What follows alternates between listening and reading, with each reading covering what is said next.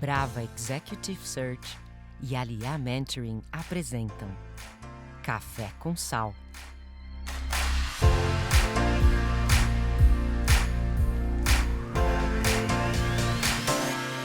Olá pessoal e bem-vindos a mais um episódio do Café com Sal, podcast que trata de carreira, liderança e empreendedorismo.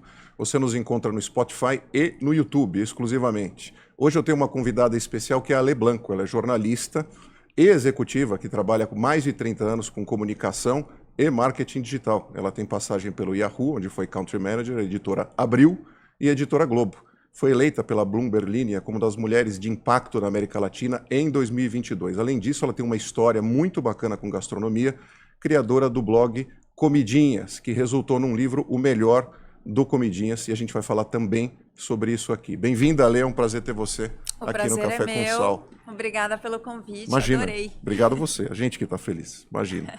Ale, me fala uma coisa, curiosidades minhas da vida. Quem é jornalista já vem com essa aptidão de cedo, eu vou te dizer por quê. Eu não passei em vestibular de primeira, tá? Isso infelizmente está sendo gravado, mas tudo bem. E uma professora chegou para mim e falou assim, Fábio, eu posso te explicar por que você não passou de primeira? E na verdade eu não passei de primeira por redação. Eu era muito bom aluno bom, vai. Mas na redação eu me dei mal no vestibular. Ela falou, olha, sabe as meninas, na época era assim, né? Não sei se isso continua dessa forma. Em classe, trocam muito bilhete, escrevem cartas. Você lembra da nossa infância que a moda era a agenda do ano, o que vai colocar na agenda? Escrever. E isso não vivia muito no meu dia a dia, no meu prato. Para quem é jornalista, isso tem um impacto importante na infância? Você era uma criança que fazia esses bilhetinhos, trocava esses recados com amigas. Você acha que isso te levou para esse ambiente? Fazia. Eu acho que é um contexto, assim. Eu acho que para ser jornalista, você tem que gostar de escrever e de ler. E eu fiz muito as duas coisas, desde pequena, assim, desde que eu me lembro. Eu lembro a minha escola tinha uma cerimônia da entrega do primeiro livro, e a minha mãe comprou o primeiro livro, e aí me deu de presente. Era uma pequena cerimônia mesmo, eu tinha acho que 5 anos. E eu lembro do livro, da Branca de Neve até hoje, e aí eu era colecionadora de papel de carta, tinha caderninho, então eu sempre gostei de escrever e de ler. E eu falo que eu disse que eu ia ser jornalista com 8 anos. Com 8 anos? Com 8 anos e nunca pensei em outra coisa. É muito louco isso. Mas você já tinha uma ideia na tua cabeça do que era de fato a vida do jornalista ou era uma coisa mais romantizada? Talvez sim, né? Eu acho que teve uma professora que me falou, porque as minhas redações eram muito boas. Ela falou, nossa, eu acho que você vai ser jornalista. E na minha visão, com 8 anos, jornalista é quem aparecia no Jornal Nacional. E ela falou, não é isso. É quem escreve jornal, é quem escreve revista. Depois teve aquele momento, né, de adolescência da revista Capricho, que eu inclusive trabalhei lá, né? Então chegar a Capricho era um efeito, claro, assim, imagina, né? quem tá na capa da Capricho, né? Então, e aí eu gostava muito de história também. Eu cheguei a prestar história, mas eu sabia que eu queria ser jornalista. Então, foi meio natural mesmo. Como é que é a chegada, por exemplo, você falou, teu primeiro trabalho foi na Capricho? Não, foi na Folha de São Paulo. Na Folha. Como é que é chegar numa redação? Como é que é um ambiente de redação? A primeira vez que eu entrei numa redação, eu estava no primeiro ano de faculdade e a gente tinha que fazer um trabalho que era cada um escolhia uma área do jornalismo para apresentar para o resto da sala. E foi a primeira vez que eu entrei na Folha. Era uma imersão, vamos dizer assim. E aí você marcava com algum jornalista uma entrevista e eu entrei na Folha de São Paulo, tinha 17 anos, eu acho. E era uma época ali em que até tinha uma ebulição muito grande, era a época do Diretas Já e tal. E eu lembro que quando eu entrei na Folha, eu falei, eu quero trabalhar aqui. Mas ao mesmo tempo, a primeira coisa que eu notei, né, era um momento de transição da máquina de escrever para o computador. Sim. Isso diz bastante, né? Eu peguei isso em estágio do direito, imagina. E aí era muita gente, né, sentada ali escrevendo e um ambiente assim super efervescente. Eu falei ontem para minha filha, né, nossa, quando eu comecei a trabalhar na redação as pessoas fumavam ainda, então era aquela coisa também Enfim. Aquela atmosfera. Mas a primeira coisa que eu notei também é, nossa, eu quis tanto ser jornalista, mas não tem nenhuma mulher com mais de 30 anos aqui. Então eu vou ter que pensar o que fazer depois. Você já teve esse insight? Na hora. E eu lembro que eu fiz o trabalho falando e falei, não tem muita mulher e não tem ninguém com mais de 30 anos. Então o que eu vou fazer depois? E isso foi a Folha, né? Então, assim, aí eu cheguei a trabalhei 7 anos na Folha. A Capricho era uma outra coisa. Eu saí da Folha para ir para Capricho e eu tinha uma ideia romântica, né? De uma revista feita para meninas e se comprovou um tanto daquilo, era um ambiente muito mais suave de trabalhar, muito mais divertido, mais aberto. Era uma redação feminina. A diretora de redação, Brenda Fukuta, é uma mulher incrível. Até hoje, às vezes, eu penso assim, como ela decidiria sobre isso? O que ela pensaria, né? É uma pessoa que me marcou bastante. Era também assim, não era um diário, era quinzenal, então como eu tinha vindo de jornal diário, às vezes eu falava assim, eu fiz tudo em 3 dias, o que eu vou fazer os outros dias? Mas foi muito divertido, foi um outro aprendizado, assim, tinha uma questão de qualidade, de ter mais tempo para entrevistar, de aprimorar esse tempo, então de usar esse tempo de uma outra forma. E foi muito legal, mas com lugares completamente diferentes. Sim, sim. E até assim, provavelmente eu te perguntei sobre jornalismo, você precisa ter um quê de ser curioso o tempo todo. Sim. Né? Sim. Se você não é uma pessoa que tem esse tipo de, vamos dizer assim, de característica, Exato. fica complicado, né? Produzir, buscar coisa e se sentir pertencendo também àquele ambiente. Né? Porque todo mundo é muito curioso. E perguntar, e não ter vergonha de perguntar. E levar o tempo que você precisar para perguntar e até você chegar. Porque às vezes você tem uma história na cabeça, e aí quando você começa a conversar com o seu entrevistado, a história é outra. E aí você vai conquistando aquilo, né? Então é muito interessante. Eu penso assim, a gente se faz, obviamente, em cima do esforço que a gente entrega para o trabalho, claro, da curiosidade, das perguntas, da paixão, Sim. de fazer o além. Mas acho que tem muita questão de impacto de liderança nas nossas vidas. Você acabou de mencionar uma líder que claramente te impactou, porque a maneira como você falou dela já tem um brilho especial. Você tem pessoas nessa tua trajetória, principalmente ali no jornalismo, que te moldaram de alguma forma, ou te indicaram, às vezes nem verbalmente, mas de certa forma, até de uma maneira sutil, o caminho a você seguir? Sim. Tenho algumas. Acho que na Folha eu tive 2 pessoas bem importantes ali. Uma também uma mulher, logo que eu entrei, foi minha primeira editora, que é a Susana Singer, está na Folha até hoje, foi ombudsman. E ela tinha um olhar jornalístico de saber qual história contar, muito prática, muito objetiva. Ela sabia assim, o que você tem que entregar. E isso me ajudou bastante, assim, eu acho que eu sou uma pessoa bastante prática e objetiva nas decisões, eu acho que eu tenho um tanto dela. Depois eu trabalhei com o Matinas Suzuki, ele me levou para a revista da Folha, eu fui editora com 24 anos, foi meu primeiro cargo de liderança. E aí depois ele me levou para vários outros lugares. Então ele me levou para a Editora Abril, ele me levou para o IG. Então minha primeira experiência digital. E ele teve até um programa de mentoria que ele fez com algumas pessoas no IG que eu fazia parte. E ele foi uma pessoa muito importante, assim, e aí um olhar mais amplo mesmo, desde o que está faltando em você, na sua formação. Ele teve um momento que ele falou, tá na hora de você fazer um MBA. Olha que cuidado. Coisas para você ler. Até hoje, ele está na Companhia das Letras. Eu estive com ele há 2 semanas. A gente foi conversar, e aí quando eu chego ele tem um livro, assim, já para mim. Acho que você vai gostar desse livro. Ele já separa um livro para você.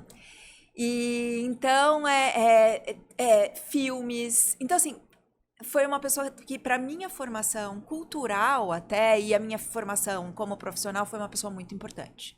Olha só. E ele de é um me dar cara... oportunidades também, né? Sim, e é uma figura que eu me lembro da época multifacetada, né? Fazia 1 milhão de coisas ao mesmo Sim. tempo e de uma forma muito competente. Exato. Né? Uma figura muito presente, vamos dizer assim. Extremamente inteligente, extremamente competente. Versado. É.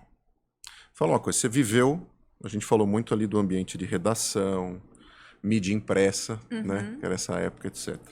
Quando que o digital começou ali a bater na tua porta? Em que lugar você estava e como foi essa mudança? Porque isso impactou não só os profissionais da área, mas a mídia como um todo. Como se consome mídia, comportamento, marketing, modo de viver. E isso mudou a questão de não ter mulher com 30 anos em jornalismo. Foi essa abertura de portas? Abriu um outro caminho, porque em redação, eu estou distante de redação de jornal já há muitos anos, então não sei exatamente como é essa diversidade agora. Mas existia na época a questão da assessoria de imprensa também, que era outra possibilidade. A mídia digital abriu um leque de oportunidades que não existia antes, né? Então, eu estava na Capricho. Eu estava 9 meses na Capricho. E eu estava adorando. Mas aconteceu aquela época do boom da internet, dos anos 2000. E foi um momento que muitas empresas começaram a pipocar. Eu tinha tido já outros convites, mas era um momento também que as empresas apareciam e algumas fechavam muito rapidamente. Sim, as .com, né? Eu trabalhei muito, desculpa interromper, na Vila Olímpia. E a Vila Olímpia foi criada em cima dessas empresas .com, porque aquilo era um matagal. Você lembra? Galpões, etc e tal. E aquilo virou, de uma hora para outra, ficou viável do ponto de vista comercial e corporativo por causa das empresas .com. Mas como você falou, marcas que entravam e saíam. E era um momento muito efervescente, assim. Começou a aparecer muita oportunidade de trabalho e muito dinheiro no mercado. Então, assim, você recebia uma proposta de ganhar o dobro. Ou 3 vezes mais, mas você tinha que entender assim, tá, aqui tem um caminho longo, aqui não sei. E aí eu tava na Capricho, fazia 9 meses, e o Matinas tinha ido para o projeto do IG. Era o Matinas, o Mandic, o Nizam, e era a época ainda embrionária. Eles iam lançar o portal IG. Eu tinha e-mail Mandic. Sim. Você me lembrou de um negócio? Sim. E aí, eles me convidaram. Na época, eu fui para um projeto muito específico que chamava IG Internacional. Era para brasileiros que moravam em Portugal. Era notícias de mercado para brasileiros que moravam em Portugal. E era aquela época da fartura, né? Então, assim, fizemos lançamento desse IG Internacional em Lisboa, teve um show do Caetano Veloso na Piazza Navona, em Roma. Então, assim, era marketing, né? À vontade. À vontade. Mas eu lembro que eu fui ser entrevistada, eu fiquei encantada com o projeto, fechei, vou. Aí ia ter uma semana ali que eu ia fazer uma viagem, e aí fui fazer essa viagem e ia começar logo na sequência. E aí, para ir na viagem, eu comprei um livro, HTML for Dummies, assim, porque eu não tinha ideia do que era digital. E aí, eu ia ter que tirar o negócio do zero, aquele portal, para brasileiro no exterior. Que loucura. E aí, eu cheguei, depois já tinha um time, um designer, uma pessoa de tecnologia, e aí eu fui... foi um aprendizado incrível. Empreendedorismo assim, total. E eu lembro que assim, não se falava de UX na época, né? Eu desenhava o que eu achava que tinha que ser num papel, assim, e aí sentava com o designer e falava assim, acha que funciona, acha que... né? Era muito, assim, aprender fazendo na época. E aí fiquei 14 anos no IG, né? Passei por muitos momentos lá, e foi onde começou a minha carreira executiva também. Ótimo. Belo ponto que eu queria te fazer justamente essa pergunta. Do ambiente de redação mídia impressa ali, flertando com o digital, para ambiente corporativo, o que você encontrou de fato de mudança e de impacto? Que é uma vida diferente, né? São desafios diferentes. Acho que... Acho que depende do que você faz no jornalismo, né? Então, acho que quando você assume cargos de liderança em jornalismo, tem coisas semelhantes, né? Eu nunca deixei de ser uma jornalista, então eu fui assumindo cargos que envolviam outras coisas, tanto que eu fui fazer um MBA, porque chegou um momento que eu tinha que entender de P&L, de números, né, de projetos, vale a pena, não vale a pena, tomar decisões. Viabilidade econômica de viabilidade econômica. E mesmo me aprofundar em marketing, que era uma coisa que a comunicação, focando em jornalismo, ela tem um olhar ali, mas né, é muito raso. Então, eu acho que foi um caminho que eu fui crescendo como gestora, como líder, eu fui assumindo equipes. E aí, depois quando eu assumi cargos executivos, aí eu tinha um olhar para o negócio. E acho que é isso que é o grande diferencial. Quando você assumia essas equipes, era algo instintivo para você o que fazer com elas e como montá-las? Você se inspirava nesses gestores que você teve? Ou foi algo que já estava impresso em você? Olhando para trás, não é uma pergunta fácil. Assim, você como gestora, naquele momento, que ferramenta você utilizou para manter essa turma engajada, atacar esses projetos? Foi muito intuitivo na época. Eu acho que eu assumi esses cargos porque eu já tinha uma liderança, então assim, eu já de alguma forma minha primeira posição ali como líder na revista da Folha, ela se deu depois por uma coincidência, acabaram que os líderes não estavam num dia importante e eu tive que assumir um projeto e colocar ele funcionando. E aí foi quando meu chefe na época falou, tem uma coisa aí. E aí eu fui assumindo esses cargos de liderança, mas assim, eu tinha 24 anos a primeira vez. Muitos erros, muitas coisas que eu não faria. E aí eu fui aprendendo. Mas fez, né? Fiz. Acho que isso me moldou de uma maneira como não teria acontecido se eu tivesse feito uma formação, seria diferente. Eu seria uma líder diferente. Mas também acho que eu sou muito boa líder. e acho que isso tem a ver também com os erros do passado. O que eu aprendi que eu não faria mais. Claro, os acertos e os erros. É. Eu sempre faço essa pergunta aqui porque, de fato, é um tema que eu adoro. Quando você olha para a equipe, que características e que qualidades, vamos dizer assim, você busca nas pessoas? Até porque eu imagino que você faça uma reflexão em relação à tua própria história. Sim. Né? O que você olha primordialmente na turma para trabalhar contigo? Independente assim, claro, você vai precisar de alguém minimamente preparado tecnicamente para poder sentar naquela cadeira e tal. Mas, do ponto de vista comportamental, o que te pega? Olha, eu acho que o espírito de colaboração é um. Acho que também, assim, uma certa inquietação para aprender e para... Estamos juntos, vamos nessa, vamos fazer isso acontecer. Eu gosto muito, no Yahoo eu tinha uma coisa... Na verdade, assim, eu fiz uma viagem para Berlim com um grupo de executivos e uma das palestras que a gente teve foi sobre o coaching reverso, então de você ouvir os mais novos. E aí eu implementei isso no Yahoo na época. Era uma coisa que eu fazia meio por intuição também. Eu sempre tenho umas pessoas assim que nos times que eu percebo pelo interesse, pelo envolvimento. Que essa troca pode ser rica. Essa troca vai ser rica.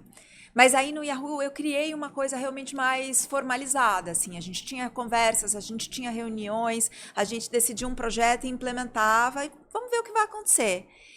E isso é uma coisa muito enriquecedora, porque eu vou fazer 51 anos. Então, tem uma coisa que que você vai ganhando com a experiência, mas você também vai perdendo um olhar para algumas coisas muito jovens que vão acontecendo, que acontece ali entre aquela turma. Até a impressão que a gente tem é que elas crescem em PG e a gente em PA, né?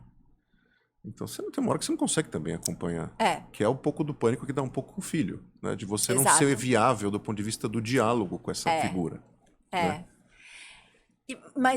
E aí você ouvir, você deixar... Tá, então vai lá, desenvolve esse projeto, vamos ver. Vamos conversar para ver como é que isso se desenvolve. Pode dar certo, pode não dar certo. É muito enriquecedor. Porque é um jeito também de você engajar essas pessoas... você vai recebendo mais ideias, que talvez seja uma coisa que você não estava olhando para aquilo, mais inovador, mais jovem. Então, assim, é um mix mesmo. Ao mesmo tempo, tem outras pessoas que... Eu lembro que eu tinha uma pessoa também no time no Yahoo, que nem era exatamente mais velha, mas era uma pessoa bem mais conservadora, com um olhar muito mais analítico, e eu falava assim, ele é o meu contraponto, porque ele me trazia assim, você já pensou nesse outro ponto de vista aqui, que isso pode fazer? Eu falava, é verdade.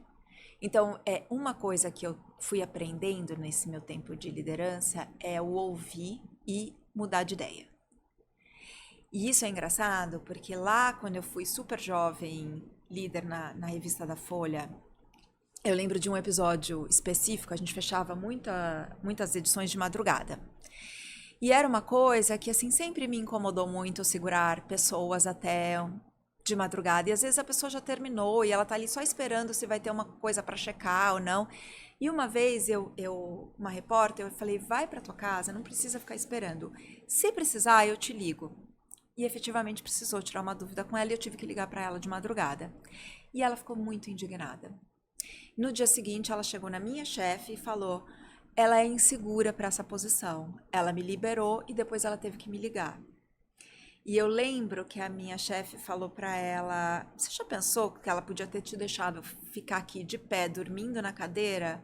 Mas você estava na sua casa, confortável. Sim, ela precisou, mas ela te avisou que podia isso acontecer, né? Mas eu fiquei me sentindo a insegurança jovem, né? Eu fiquei me sentindo, eu nunca devia ter feito isso. Agora eu não vou liberar ninguém também. Vou seguir o que as outras pessoas fazem. Já veio com a bola de ferro. Sim.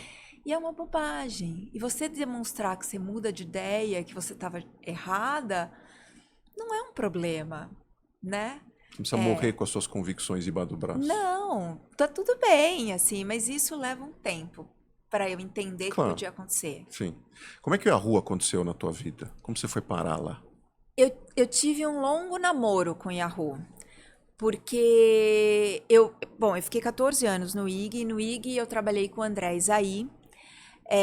E o André Isaí foi pro Yahoo, logo que ele saiu do IG, eu ainda tive uma passagem pela Flag, que era uma agência de publicidade, depois pela Globo Condé Nast, e aí, eventualmente, ele me ligava, e o André é um perfil, é uma pessoa de comercial, e ele foi country manager do Yahoo por 15 anos. E ele me ligava e falava assim, eu queria te trazer para o editorial. Mas o Yahoo tem um modelo que é muito matricial. Então, ao mesmo tempo que ele queria me trazer, tinha sempre um VP editorial em Nova York. E você tinha que passar por... Enfim, eu passei... E todas as vezes eram 10 entrevistas. É uma seita. Aí, por 2 vezes, eu passei por todas essas entrevistas. E por 2 vezes, eu não tive nem retorno. E eu fiquei muito brava. E aí, na terceira vez, e eu tinha falado pro André, eu falei, não faz mais, eu não quero mais. Não quero. Que cultura é essa? Não me dá um retorno. Aí teve uma terceira vez, que aí tinha uma outra pessoa em comum que estava trabalhando lá, e ela me chamou para tomar um café da manhã. Ela também, a gente já tinha trabalhado juntos, e ela falou assim, Ale, tem de novo uma oportunidade no Yahoo. O André pediu para eu vir te convencer a passar pelo processo de novo. De te convencer. É diferente, a empresa está num momento diferente, foi comprada pela Verizon Media, realmente tem uma ideia de investimento no Brasil. Eu falei, tá bom, vai, eu gosto muito dela, gosto muito do André. Aí eu falei, mas eu não vou passar por 10 entrevistas, vai, vamos tentar, né? Ela falou assim, bom, eu já sou uma entrevista, o André já é uma entrevista, assim, a gente já te conhece, vamos ver o que acontece. E eu não estava com grande expectativa, obviamente, né? E aí eu estava no South by Southwest, pela Condé Nast, e aí a headhunter do Yahoo me ligou, e aí eu fiz uma entrevista com a VP editorial, que depois se tornou minha chefe, e eu adorei ela. Então, assim, fluiu. Foi mais uma conexão pessoal que te fez a cabeça. E assim, o que ela me contou da empresa, o que ela esperava para essa posição, a liberdade que eu teria. E aí ela fez a proposta e eu decidi ir. Comecei lá em 2019 como diretora editorial do Brasil e realmente, assim, era uma liberdade muito grande, uma possibilidade de decisão muito grande, de seguir o caminho que eu achava que fazia sentido. Ao mesmo tempo, minha primeira experiência, assim, a Condenaste, eu tinha algum contato com o time dos Estados Unidos, mas era menor. E nesse caso, é um contato. O Yahoo era um contato o tempo todo. Então, com pessoas do mundo inteiro. Global, a empresa. Global. E logo que eu entrei no onboarding, a VP de marketing, que era uma brasileira em Nova York, ela me falou: olha, queria te dar uma dica que para mim funcionou muito. Tira um dia da sua semana ou um dia no mês e pede para conversar com alguém de alguma área em algum mercado diferente para você entender o que ela faz. É muito enriquecedor. E eu fiz isso. E aí, assim, tinha coisas muito diferentes, assim. O Yahoo em Taiwan, por exemplo, é um outro mundo, assim. É 98% de mercado. Todo o e-commerce Tudo passa pelo Yahoo. passa pelo Yahoo. Tem um trabalho de VR e inteligência artificial que era incrível, assim. Então, eu fui aprendendo muita coisa e fui conhecendo pessoas muito interessantes e muito legais. E aí veio a pandemia. E aí, durante a pandemia, eu me tornei também diretora editorial da América Latina, do Canadá. E aí, que foi também uma coisa assim... culturas diferentes, num momento completamente virtual. Como é que eu vou lidar com esses times multiculturais. Então, foi uma experiência muito legal. E aí, Country Manager. Como é que é isso? Desculpa a pergunta, mas assim... Alguém que veio do ambiente que você veio, da construção de carreira que você veio, chegou lá, bum. Tudo bem, claro que não é assim, estou falando alegoricamente. Ale, você agora é Country Manager. Você lembra desse dia? Lembro. Eu lembro porque, enfim, o Yahoo tinha sido comprado, chegou um novo CEO, consultorias foram contratadas e estava se desenhando um novo plano estratégico. E tinha um burburinho, o que vai acontecer, e começou a acontecer muitas mudanças de lideranças. Rápidas. Então, a primeira coisa era que a pessoa que era o responsável por América Latina ia sair. E aí eu vinha conversando com o André Isaí o que ia acontecer. E aí ele me falou, se prepara, vai ter um movimento, eu também devo sair. E vai ter um movimento grande, fica preparada. Pensa na cultura das pessoas, porque você vai ter um papel importante. E aí eu fiquei com aquilo. Mestre dos magos, né? Deu a notícia. Ele já sabia, na verdade, já sabia, né? Tá. Porque, inclusive, eu ia para a posição dele. E aí, no dia seguinte, as duas pessoas de RH que atendiam, a HR Business Partner que atendia o editorial, que ficava em Londres, e a que atendia a América Latina, que ficava também nos Estados Unidos, me pediram uma conversa em conjunto. Eu falei, bom, ou eu vou ser mandada embora ou alguma coisa vai acontecer. Algo sai daí. E aí elas falaram, vai acontecer uma movimentação, a gente queria que você fosse a nova Country Manager. É uma decisão arriscada e importante. É a primeira Country Manager mulher na América Latina. É a primeira Country Manager do Yahoo que vem do editorial e não da área comercial. Olha só. Isso significa muito do que a gente está olhando para a empresa, mas isso significa que você vai ter um desafio enorme, principalmente de implementar essa cultura e fazer com que as pessoas te aceitem nessa posição. Né? Porque editorial e vendas e comercial sempre tem uma... Claro, né? rivaliza um pouco. Como eu vinha já de uma área executiva, eu não tinha essa questão, eu sou jornalista, comercial, não, né? Então, foi uma coisa Até porque Exatamente pelo estruturas mais relacionamento enxutas, que eu tinha com as estruturas mais pessoas. enxutas, você já faz mais de tudo. Exato. Né? Você foi agora para um negócio de uma outra magnitude. E esse dia, frio na barriga? Nossa, muito frio na barriga. Primeiro, assim, obviamente, assim, eu entendia do negócio Yahoo, mas eu nunca tinha ido à área comercial. Era uma área que eu participava de todas as reuniões de diretoria, eu sabia o que estava acontecendo, mas eu nunca tinha ido a fundo de entender cada detalhe, né? Então, assim, as pessoas, eu precisava também conquistar aquelas pessoas. Então, eu entendo a decisão, tinha um relacionamento muito bom, tanto com os líderes fora do Brasil, quanto os líderes aqui, mas foi um super desafio. E o André é uma figura muito querida. No dia seguinte, ele anunciou que ele ia sair, eu fui anunciada, na reunião de liderança, todo mundo estava chorando pela saída dele. Ele era um paizão, assim, né? E ao mesmo tempo, assim, outras lideranças foram mudadas. Então, a gente deixou de ser uma liderança 90% masculina para ser 90% feminina. Também. Assim. E aí foi uma construção, assim, com todos os diretores, estamos juntos, é um novo momento. Que legal que a gente tem essa oportunidade. E o que a gente vai fazer daqui para frente?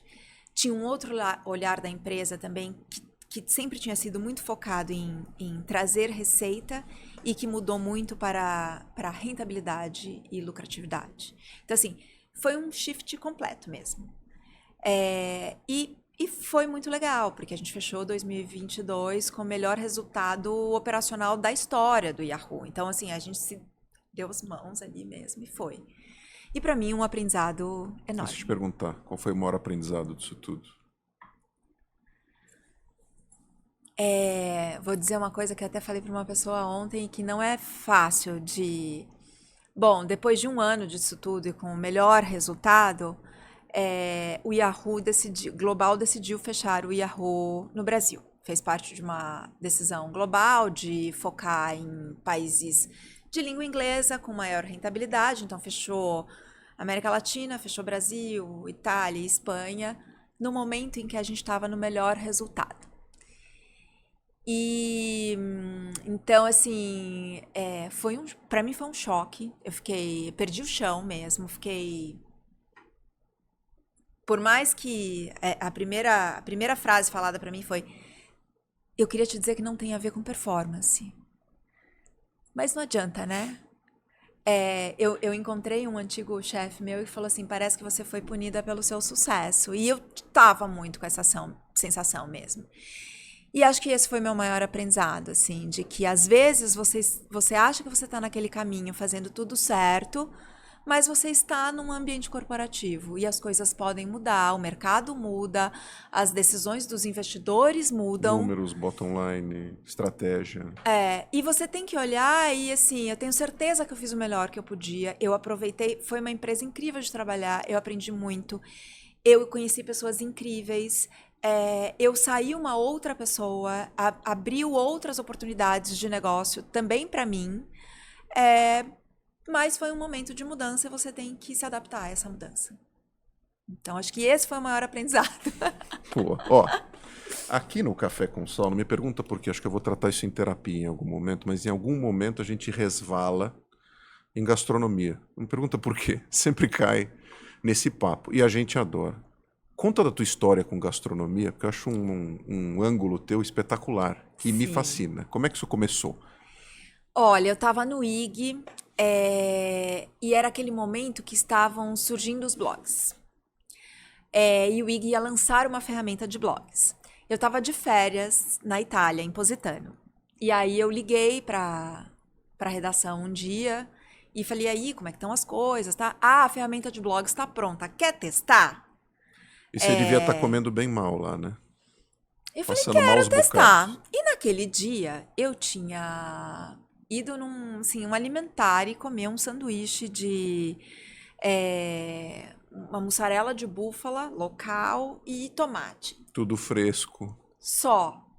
E eu falei assim: foi a melhor coisa que eu já comi na minha vida. E eu falei, e eu tinha uma coisa, eu sempre gostei, assim, de cozinhar, venho de uma linhagem de mulheres que faziam pães, desde a minha bisavó, tinha foto... Domingo em família. Sim, eu aprendi a cozinhar 9, 10 anos. Com 11 anos, minha mãe saía trabalhar, fazia almoço, né? Tinha foto com 2 anos, abrindo massinha de pizza. Meu avô fez um mini rolinho de macarrão para eu fazer junto com a minha avó, enfim. Então eu gostava, eu lia muito sobre isso, eu já tinha blogs que eu já amava na época. Você consumia já isso. E aí eu falei, eu vou fazer um blog então de comida, vai começar com esse sanduíche. E aí comecei a fazer o blog. E aí, assim, num primeiro momento era um blog que falava de lugares, né, que eu ia experimentando, depois ele teve também receita, e aí ele foi, na verdade, o segundo blog de comida no Brasil. O primeiro foi o Mexerica, e o segundo foi o meu. E aí virou uma coisa enorme. Chegou um momento que tinha uma audiência gigante.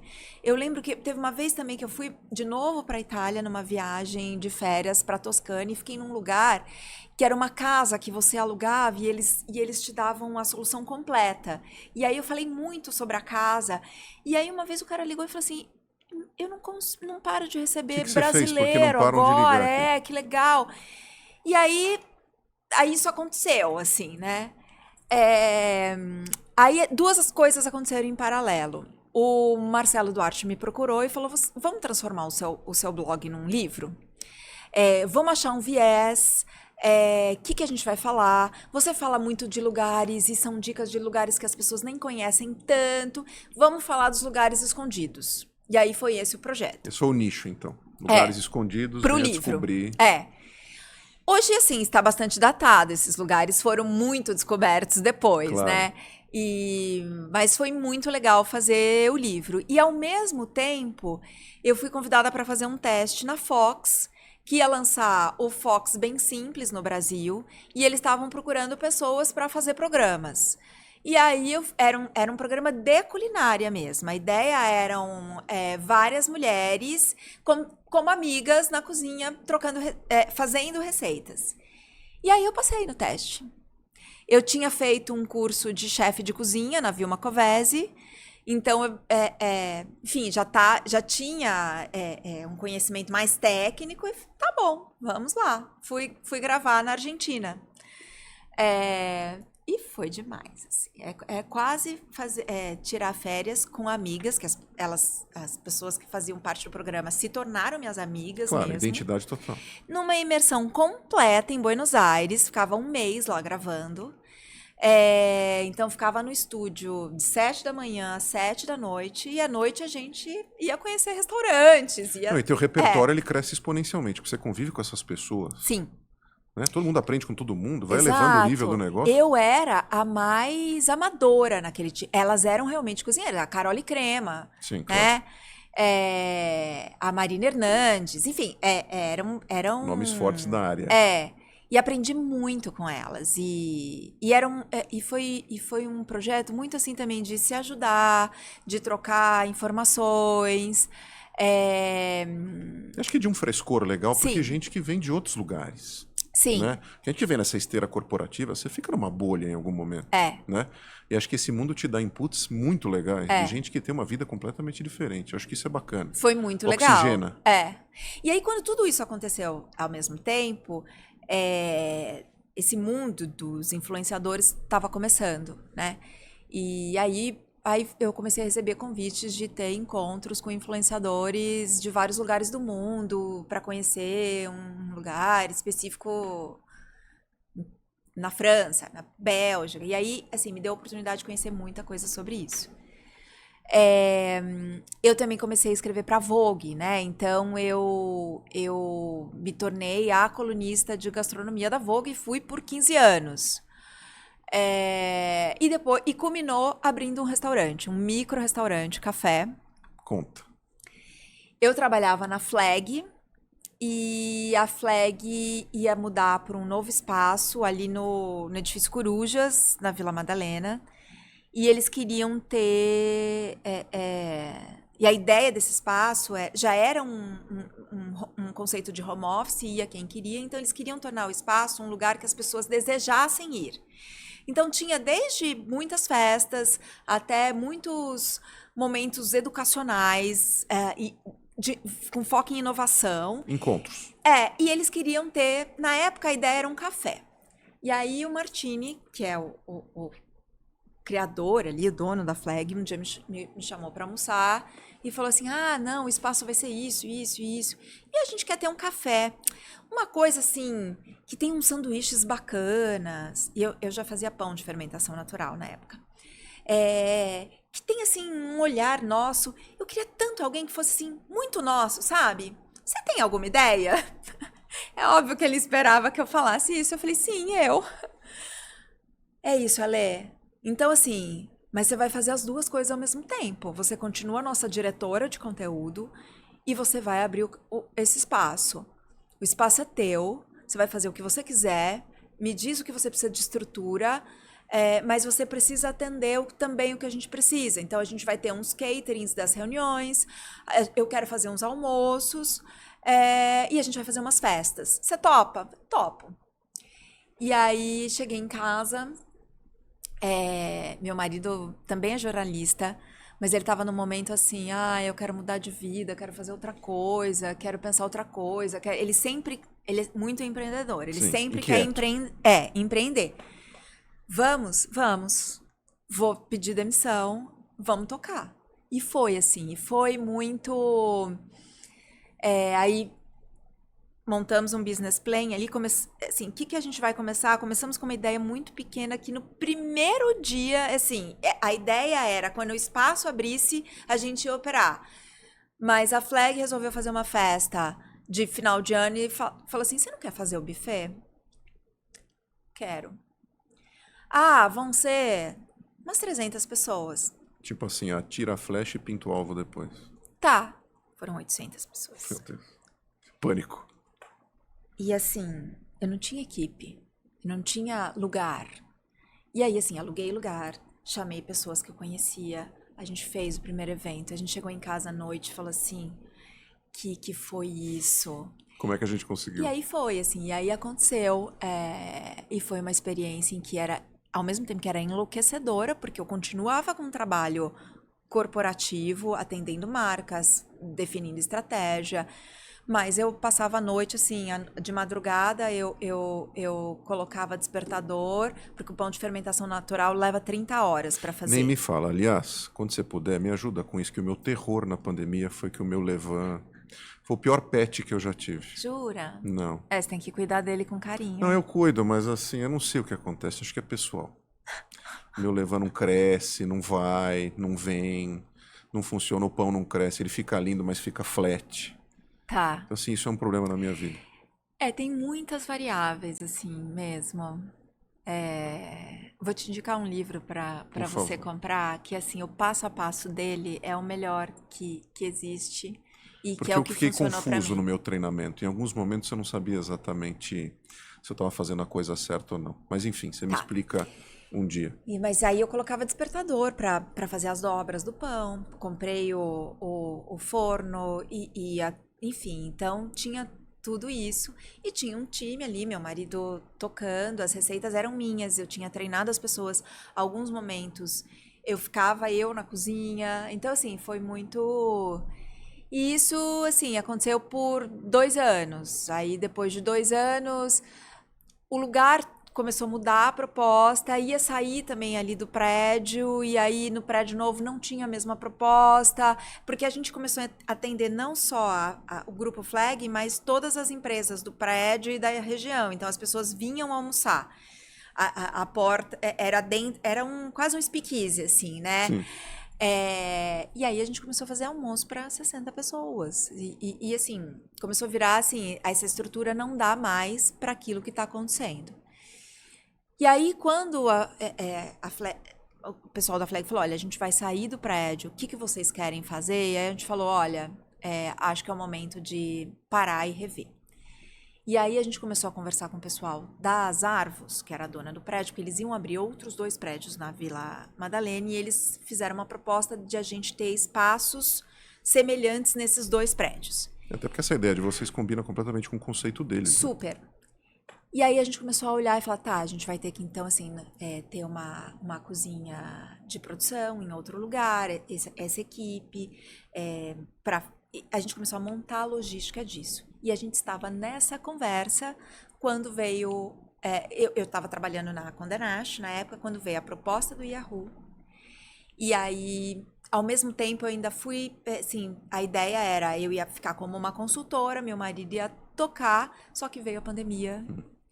Porque os prédios atrasaram, e aí eu falei, bom, a gente não... parou tudo ali. E no fundo foi uma sorte, porque eu teria feito um investimento enorme. Sim. E os prédios comerciais todos iam se fechar. E aí a minha história com a comida meio que parou aí, porque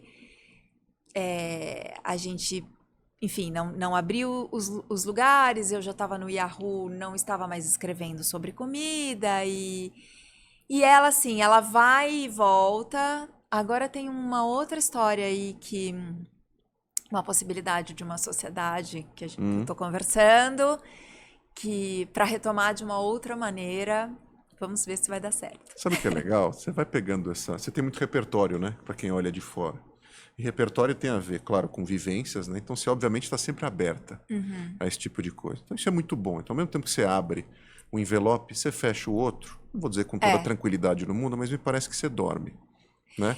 Eu acho que eu trabalhei em lugares em que eu tinha que aprender a lidar com a mudança. Então, quando eu estive no WIG, o WIG teve 5 donos, acho que 12 CEOs enquanto eu estava lá. E o negócio mudou muito o tempo todo. Então, eu tive que me adaptar a isso. Você foi forjada nisso. Falando em repertório, como eu te disse, tem o repertório de vida e tem algum lugar onde a gente vai beber, né? Da água, da sabedoria, etc. E tal. Onde você bebe? É livro? Onde você se inspira? Onde você busca isso? Viagem já vi que é um elemento importante para você. Sem dúvida tem um quê de inspiração enorme, que seja para gastronomia ou para a vida como um todo, tomada de decisão, interlocução com outras pessoas e culturas. Tá. Na leitura, onde você mergulha, filme e série, isso é um papo que a gente adora aqui. Tá. Muito livro, muito mais do que filme e série até. Então, eu sou uma leitora voraz mesmo. Então, tipo... aliás, todo mundo na minha casa, cada um tem o seu caderninho de livros do ano, assim, e a gente lê muito. Muito literatura. Eu sou louca por literatura, e essa fase que a gente está de literatura brasileira, contemporânea, muitas mulheres, pujante. Assim, enfim, estou muito nesse momento. Então, acho que e é o meu momento de relaxamento também, porque isso aconteceu muito desde que a minha filha nasceu. Quando a minha filha nasceu, minha filha foi um bebê que chorou 6 meses, dia e noite. Então, eu não conseguia parar para assistir um filme ou uma série. E aí, o meu momento virou a leitura, porque eu estava amamentando, eu estava com ela no colo, e eu ficava lendo. Era o que você conseguia. E isso perpetuou. E aí depois também teve um momento dela, criança, filmes e séries, eu passei muito a ver mais animações e filmes infantis e séries infantis. Agora a gente tá no mesmo momento, a gente vê coisas juntas. Legal, assim. Vocês podem compartilhar. Dentro do limite, ela vai fazer 11 anos, né, então tem... Mas é muito mais literatura. Que livro você está lendo agora? É um livro da Marta... Eu tô lendo 2 livros ao mesmo tempo. Ah, sim. Você tem aquele esquema, 10 páginas cada um e tudo mais? Mais ou menos, é mais ou menos, assim, o que eu quero agora, assim. Então, eu tô lendo um livro da Marta Batalha, que chama A Vida Invisível de Eurídice Gusmão. E eu tenho uma amiga que é uma grande amiga, uma mulher incrível, que lançou o primeiro livro dela de contos, de ficção, que chama, ela chama Adília e o livro chama As Velhas. E o livro eu comprei, não chegou em casa ainda, mas aí eu fui reler um livro dela, que ela escreveu aí na época de blogs e que virou um livro que chama Toques de Alma. E aí é um livro muito mais inspirador para esse momento de vida que eu estou hoje, porque eu vou fazer 51 anos e ela tinha 50 quando ela escreveu e era muito pensamentos, assim, momento de vida. Então tô lendo esses dois. Então, quer dizer, série, filme, pouco. Mais livro mesmo. Filme menos, assim, o último que eu vi foi o ganhador do Oscar, o Tudo ao Mesmo Tempo. Eu ainda não vi, vergonha, mas tudo bem. Sensacional, é sensacional. Tô atrasado, eu vou tentar compensar agora nas férias. Ale, deixa eu te falar, super obrigado. Obrigada a você. Eu adorei te conhecer.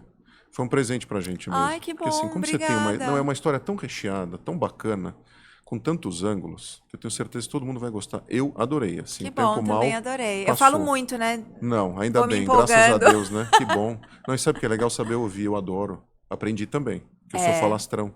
Aliás, e você tá aqui pra falar, foi ótimo. Um livro sobre saber ouvir, da Petra Chaves. Escute o Teu Silêncio, que eu acabei de ler. Escute o Teu Silêncio. É, outra recomendação. Boa, tá vendo? Olha o presentinho final. Obrigado, viu? Obrigada a você. Depois você me ensina o Levan. Pode deixar. É um terror na minha vida. Eu durmo, mas vira e mexe à noite aparece isso na minha mente. Pessoal, obrigado, viu, mais uma vez. Esse foi mais um episódio do Café com Sal, com a Ale Blanco, um super presente pra gente. Espero que vocês continuem assistindo o nosso conteúdo, que de fato é feito com muito carinho. Lembrando, carreira, liderança e empreendedorismo é o nosso tema. Nos vemos no próximo. Um abraço. Tchau.